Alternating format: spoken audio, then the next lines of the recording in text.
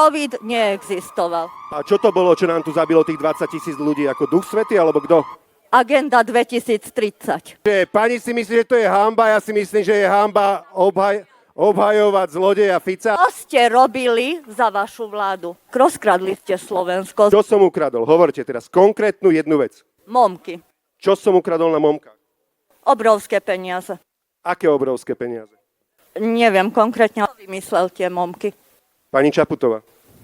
Kto zabil Lučanského? Vy idete normálne, že hoax a konšpiráciu, že každých 5 sekúnd. Takže ideme do radu. 20 000 ľudí na svedomí, o tom sa budeme rozprávať. Na to ste ako prišli? Kto nechal testovať tých ľudí?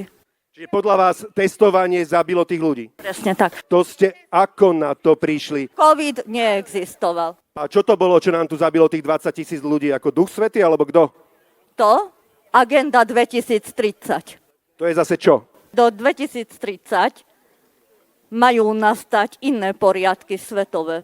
A to budú aké tie iné svetové poriadky? A teraz to digitálne euro, čo ide? A ešte čo sa nám stane? Príde ďalšia pandémia. Prečo teraz je turborakovina? Prepáčte, turborakovina je teraz? To mi tiež vysvetlite, prosím vás. To je na základe očkovania. Nič nie je pravda. Je tu tajný plán 2030, kde politici sa spikli so židojaščermi, alebo s kým sa spikli, že tu budú iné svetové poriadky. Vidíte, viete to veľmi dobre, že o čom rozprávam. Čiže tí židojaščeria sú za tým?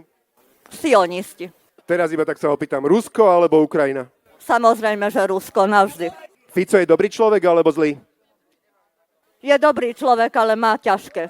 Počas covidu hovoril, že covid je chrípôčka, A nemal pravdu? ale on potom potajomky na Polovníckej chate hovoril, že covid je strašné svinstvo, že jeho to skoro zabilo, že upadol v Grécku v hoteli do bezvedomia a že zachránil ho tam grécky lekár a ak by ho tam nezachránil, že už by bol mŕtvy, že nikomu by covid nedoprial. To ste už počuli niekedy? Neviem, odkiaľ to máte, nie. Takto sme mali krásne v priamom prenose človeka, ktorý podporuje Roberta Fica, ktorý hovorí, že COVID neexistoval, ale napriek tomu ja som zabil 20 000 ľudí testovaním a podobne. Nekričte na ňu, nehádajte sa s ňou. Buďme vďační, že nám prišla ukázať vzorku rozmýšľania voličov Roberta Fica, ako to jednoducho fungujú myšlienkové pochody v hlavách týchto ľudí. Ďakujem vám veľmi pekne.